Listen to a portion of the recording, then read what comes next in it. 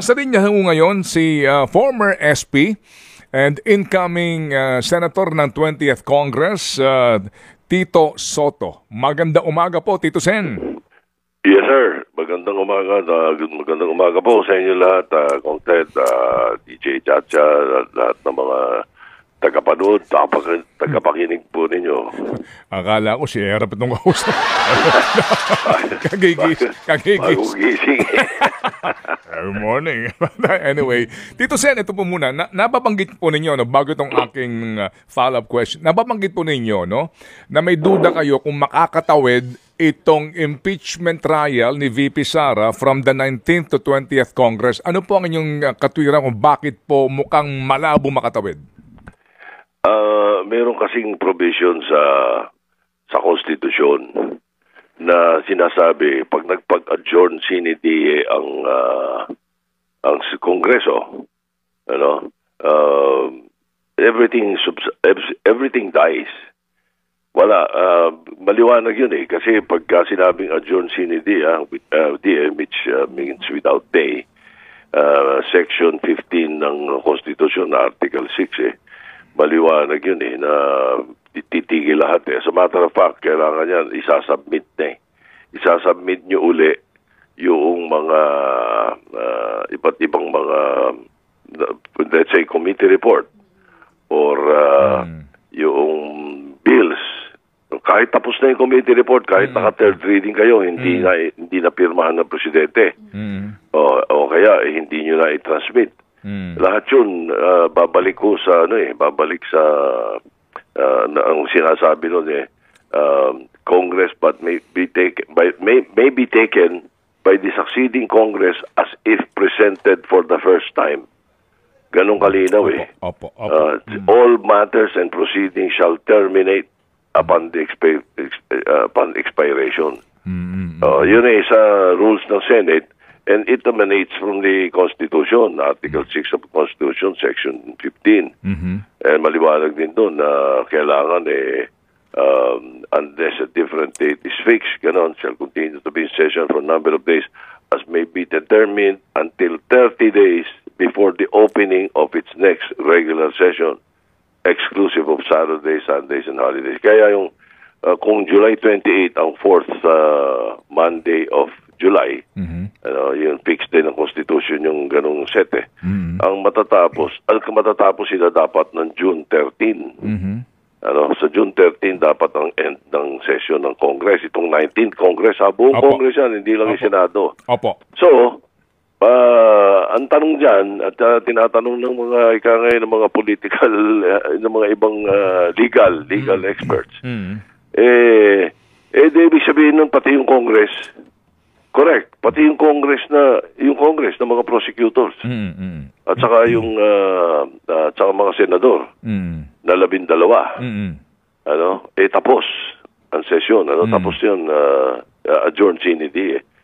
So, does it cross over? Yun ang mabigat na tanong. Opo. Yun ang mabigat na tanong. Opo. Kung kayong tatanungin, anong sagot? Kasi may conflicting rule naman na sinasabi doon sa paragraph 3 of the Rules of Procedures ng impeachment trials. Nakalagay naman doon sa bandang dulo yun final judgment shall be rendered and so much longer as may its judgment be necessary. It shall continue in session from day to day. Ganun So, ibig sabihin ito, hanggang katapusan to. Kailangan tapusin. So, ito namang Senate, itong impeachment rules, ay emanated from the Senate. As a matter of fact, ako principal, ako author nun Ako chairman ng Committee on Rules nung gawin yung Corona impeachment Kaya ako talaga gumawa nito Kaya ako nagtatanong sa sarili ko kung paano ang solusyon dito sapagkat nagiging hindi akalain hindi naman namin akalain, wala naman may akala na may magkakaroon ng impeachment na aabuti ng adjourn sine die. Opo. Dahil hindi nila tinalakay noong January 18 Okay. Opo. Kaya nga ho kami tumawag sa inyo, Tito Sen, ano ho? Inyo nang nailatag yung kaninyo na mga kadahilanan kung bakit posibleng hindi makatawid. So kung kayo po ang tatanungin, ano ang cure? Is there a cure? May gamot ba dito para makatawid? Ang tingin ko, ang cure dyan, sa July 28, pag-resumption ng Senado, desisyonan ng Senado ng 20th Congress kung tuloy sila o hindi. Okay, opo. So, They decide for themselves. Opo, desisyonan ninyo, kayong 20th Congress Senators. Yun ang nakikita ko. Yun din ang narinig ko sa dalawang legal expert. Desisyon na namin. Pwedeng sabihin ngayon yan, pwedeng itong Congress ng 19th Congress, sabihin nila yan. Kaso 12 sa kanila, terminate. Oo nga, na-re-elect nga yung iba doon sa kanila, but then that is a different Congress. And the decision should be done by the Senate, not by the Senate President. Pati yung scheduling nila ng mga scheduling yan, dapat Senado yan. Hindi pa pwedeng Senate President lang ang nagde-decide. Dapat June 2, may magque-question yun sa mga incumbent senators na bakit hindi natin ite-take up pa rin? Hindi na nga natin tinake up last day noong January, February. Hawak mo natin yung transmission yan. Hindi natin tinake up. Bakit hindi nyo tinake up? Tanungin, dapat may magtanong sa kanila doon. Dapat may magtumayo doon at hindi pa pwedeng unilateral decision lagi ng Senate President lang. Hindi ganun yun. Presiding officer lang ang Senate President. The Senate is the Senate. So, okay, dito ho muna, sir, sa sinasabi nyo na dapat desisyonan ng 20th Senators, 20th Congress Senators, kung itutuloy ba o hindi. Ano yan? Kasi ang opening ng session ng SONA sa umaga kung magko-convene kayo. Tama? Yeah, at doon you were formalized na, the leadership, right? Yes, basically. Yes. Okay. Usually, that's what happens. Yun po yun. And doon ba dapat automatic na kayong manumpa bilang mga bago o the entire 24 manunumpa ulit na bilang mga senator judges? Ang una, kailangan manumpa yung bagong 12. Okay. Dahil yung 12 dati ay dating nanumpa na as senators. So itong bagong 12, whether sila ay dating senador o hindi, or sila ay member ng 19th Congress, kailangan mag-oath uli sa dito. Okay. Sa July 28, umpisa, no? Ngayon, although nakapag-oath na sila ng June 30, but then again, ritual sa Senado yun, pagka bagong Congress. So, ibig sabihin, yun muna yung oath. Ang tinatanong mo is mag-o-oath as in impeachment court? Opo, as senator judges. Baka magka-debate kagad ng umpisa niyan. Pagka gano'n ng desisyon na nila. Kailangan niya, nagkokokos yan problema, hindi raw sila nagkokokos. Sabi sa akin nila, Senator Tolentino, itong majority leader ngayon kailangan yun, kinokokos agad yun. Ano ba, desisyon naman natin to, mag-o-oath pa tayo, hindi muna tayo mag-o-oath as impeachment court. Decision lagi yan, dapat yan collegial. Dapat, yes, yan, buong Senate ang nagde-decision yan. So, majority rules. Bubotohan nila dapat yun. Okay, kasi nga po hindi rin natin alam, walang balita, ang gulo no? Nung una, June 2, yung oath-taking ng mga senator judges, yung pagbabasa ng mga articles of impeachment, pag-formalize ng pagtanggap ng Senado, mukhang nausad na naman ngayon sa June 11, so hindi rin natin sigurado. So, ngayon, Senator, dapat manumpa na itong kasalukuyang senador bilang senator judges sa impeachment trial. Definitely po hindi ito man lang siguro masisimulan formally maliban doon sa pagbabasa ng articles of impeachment. Pagtawid sa 20th Congress, mag-schedule ka agad ng panunumpa nung 12 na mga either re-elected o bagong senador bilang senator judges. Ganun po ang inyong sinasabi. Ang sinasabi ko po, mag-o-oath sila as senators. I see, okay. In the 20th Congress muna. Okay. Yung pag-o-oath as impeachment court judges, pwede na nilang desisyonan yun. Pero kung ako tatanungin, medyo debate ng araw na yun, baka abutin ng na yun. Okay, sige. So dapat yun, kinabukasan nila talakayin. I-calendar ka agad kinabukasan. Oo, kinabukasan nila talakayin. Okay. So, kaninyo itong cure na dapat kinabukasan, magdesisyon na kayo kaagad kung kayo as a collegial body must continue with the trial. Ganun po iyon. If they started in this June 13, oo, sagot sa tanong mo. Yeah, it's June 13. June 2 or June 3. If they constitute themselves as an impeachment court, when they resume on June 2 or June 3, whatever they decision na nila, then, oo, sagot sa tanong mo. Andali. So, ang sinasabi po ninyo, dapat ngayong 19th Congress, bago mag-adjourn si Nidia, mapagdesisyonan na itong impeachment trial will proceed or must proceed sa 20th Congress? Paano po? Hindi. Decision na, sa kanila, dapat i-take up na nila. Kasi tinransmit sa kanila ng House yan nung start of the year. Tinransmit sa kanila yan. Hindi ni-refer ng Senate President sa floor. Oh yes, oo. Hindi niya ni-refer eh. So nakabitin pa rin yun. So pag-resume ng June 2, dapat they have to refer it right away to the committee on the Senate President must refer it to the committee on rules, yung impeachment transmission ng House sa kanila. Okay. Otherwise, you will be remiss with your job, with your work, So, pag tinasmit sa floor yan, dapat they must constitute themselves as an impeachment court. If not, I don't know why they will not. What will they do with the impeachment that was transmitted by the House?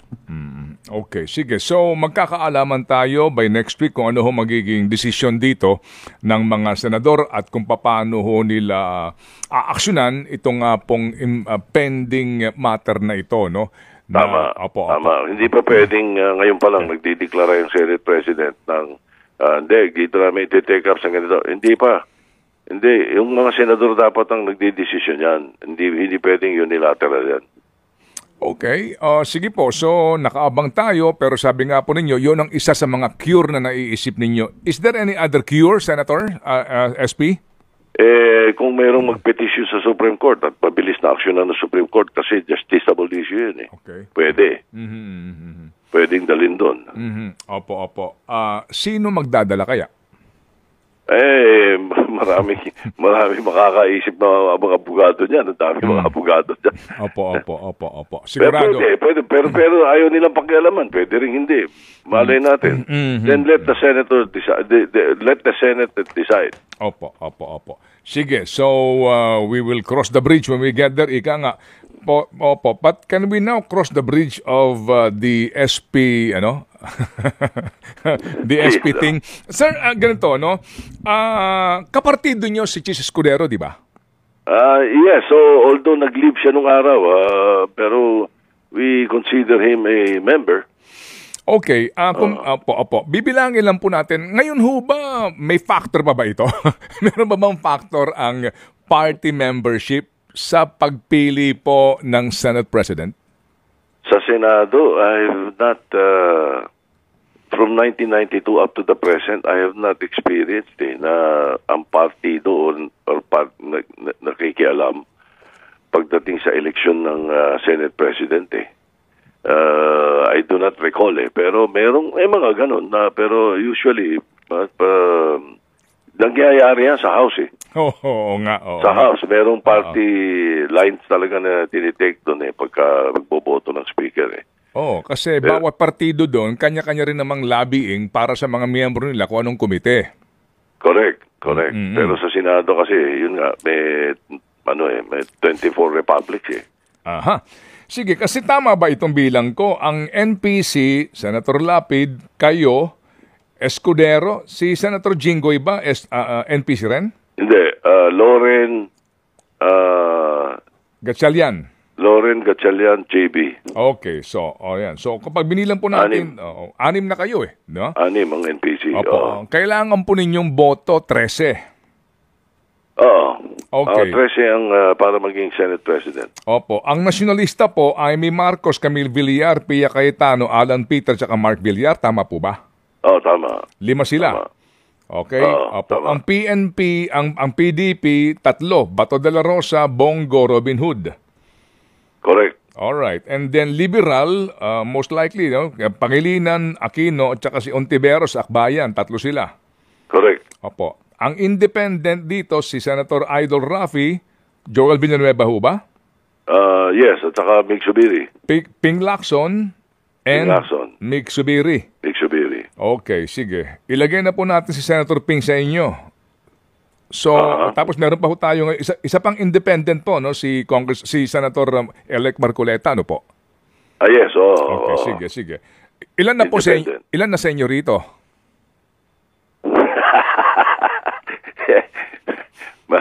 Mabigat yung tanong mo eh. Alam mo, sitwasyon ngayon doon, sabihin ko na, more or less very fluid ang mga 10. Ganun ang sitwasyon ngayon doon. Dahil alam, parang nararamdaman ko saan ka papunta eh. Mga 10 ang floating doon. Meron mga 6 na solid sa kaliwa, meron mga 6 na solid sa kabila. Tapos may mga 10 na floating. Ganun ang sitwasyon ngayon doon. So, hintayin natin kung ano mga magiging desisyon nila. Opo.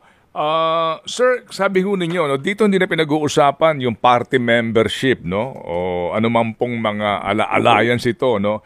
Dito... Kasi, sorry, hindi lang kita maparaan. Kasi ang problema doon, pag nagbitaw ang party lines o ng partido na ito tayo, tapos merong isang hindi sumunod, napapahiya yung partido eh. Kaya palagay ko, kung sakali mang merong ganon, medyo submarine.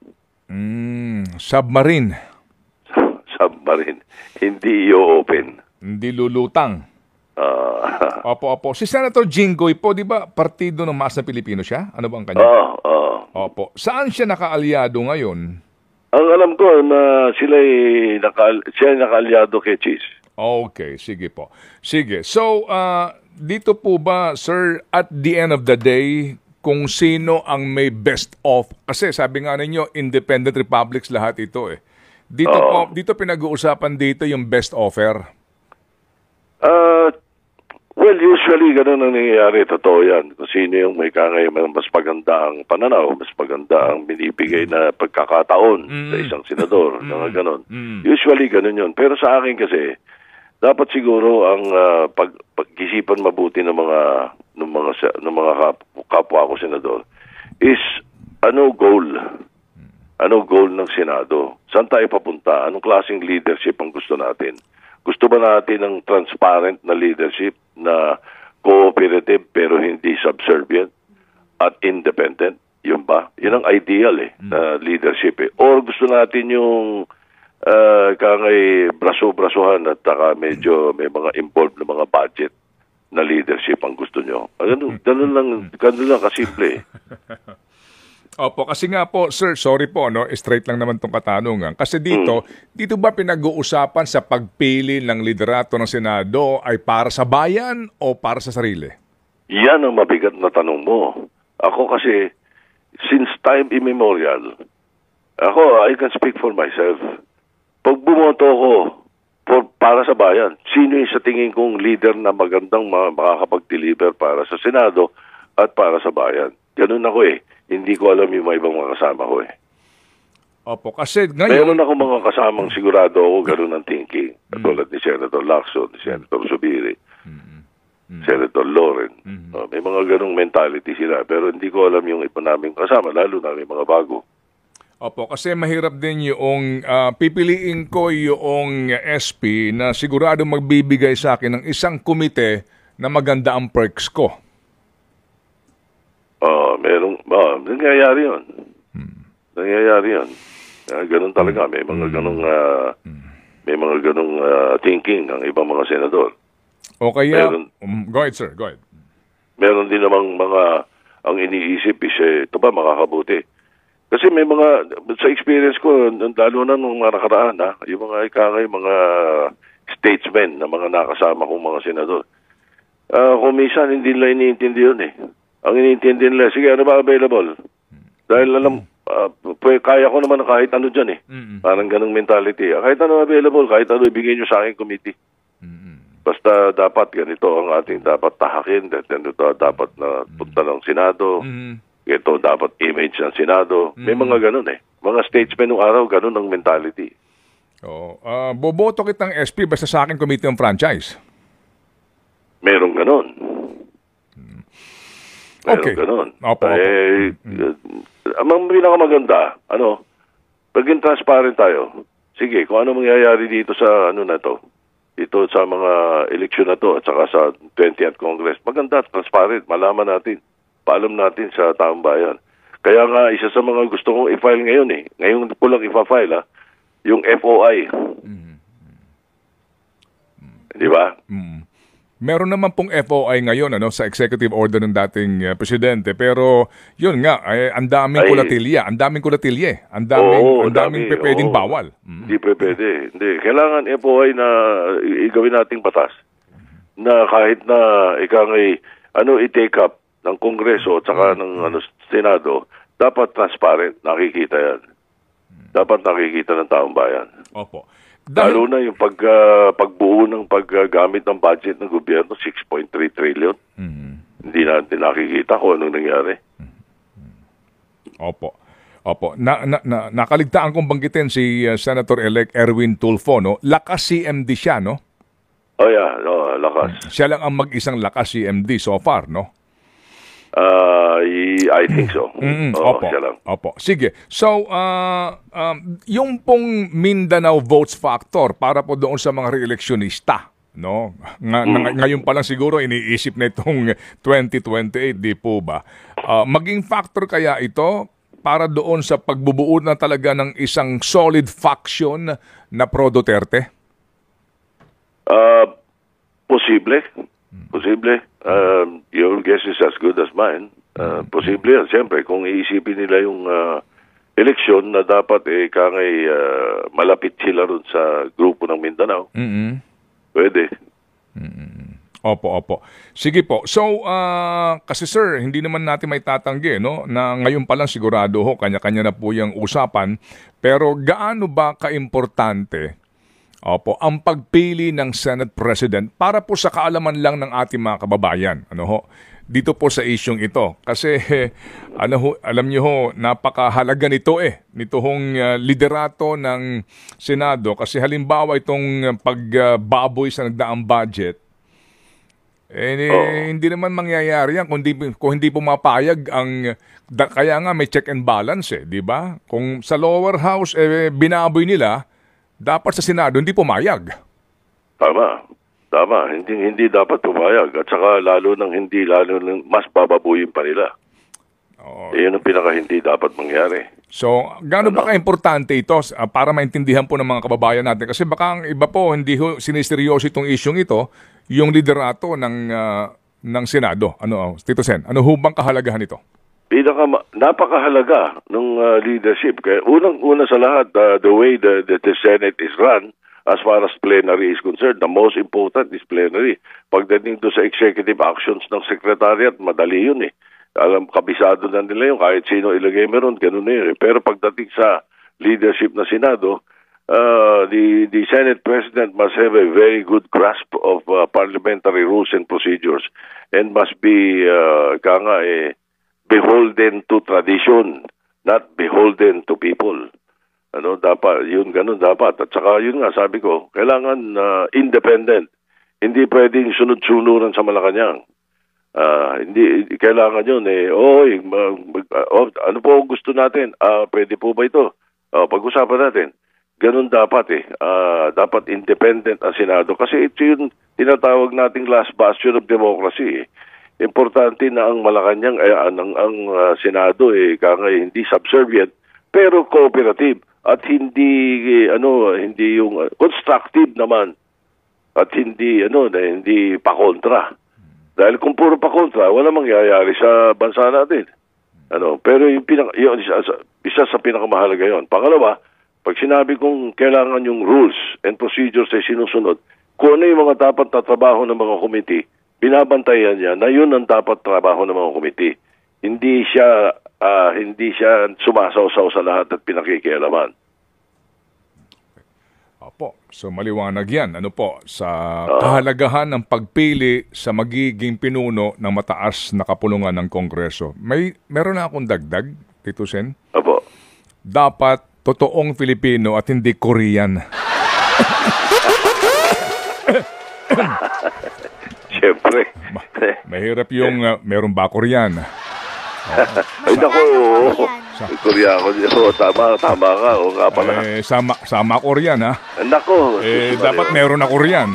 Napakamalas natin kapag gano'n. Pero okay na rin kasi may mga, kahit papano, merong, itong 20th Congress, nakakasiguro tayo na meron dito mga nakapasok na binoto ng ating taong bayan na siguradong i-scrutinizein lahat ng piso na gagamitin. Opo, hindi pa pwedeng Korean ang namumuno kasi pag Korean, ito na, magkakawindang-windang na ang pera ng bayan kasi laging meron Korean.